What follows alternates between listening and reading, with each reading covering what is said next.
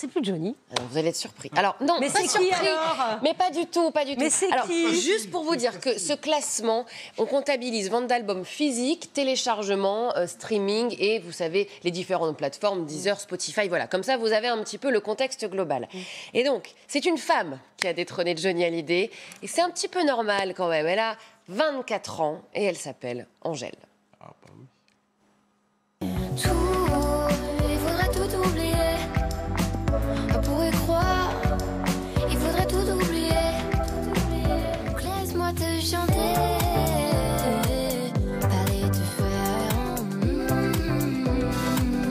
Moi je passerai pas à la radio, parce que mes mots sont pas très beaux.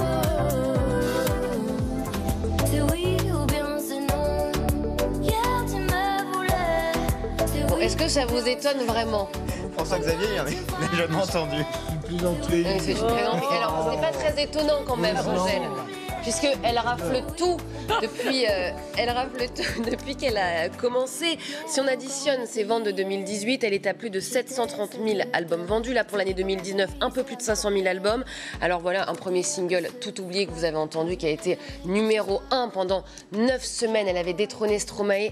Et vraiment, je le rappelle, elle a seulement 24 ans. Et ses clips, quand même, rassemblent plus d'1 million de vues en seulement 24 heures. Et Angèle qui cartonne aussi parce qu'elle parle de sujets d'actualité, de féminisme, notamment avec cette chanson Balance ton quoi, qui avait été reprise beaucoup de fois. Voilà. Bon, on passe à la deuxième place, on passe à Necfeu, oui. un rappeur avec ses étoiles vagabondes, près de 450 000 albums Johnny vendus. est encore là. Et on y arrive, Johnny Hallyday. C'est pour ça que je le dis. C'est bien, vous avez raison Pascal, parce que Johnny Hallyday, il est à la 3e place, évidemment, avec son album Johnny, vous savez, orchestré par Yvan Cassar. On regarde un petit extrait.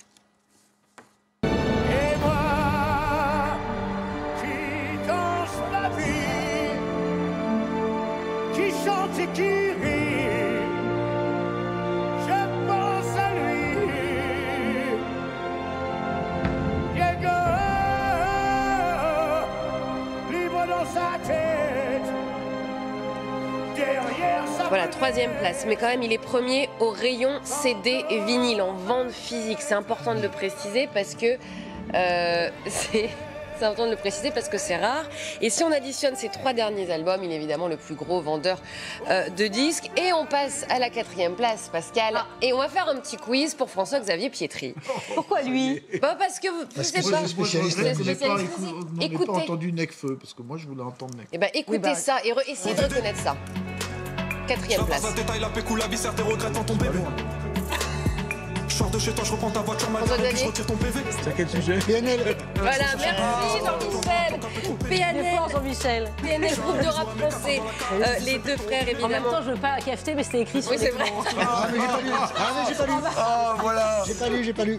Et vous voyez, moi, j'ai fait. Non, mais c'était écrit, vous n'avez pas besoin de le dire. Alors voilà, PNL, 4e place. Et derrière, François-Xavier. Comment? Pourquoi vous adorez? parce qu'il arrête pas de dire qu'il connaît la musique, c'est mais un on fait rappeur. des tests, mais pas du tout. C'est un rappeur. Voilà. C'est du rap C'est le un week-end. rappeur. Mais oui, C'est un rappeur. il a le rap dans l'âme. Contrarié.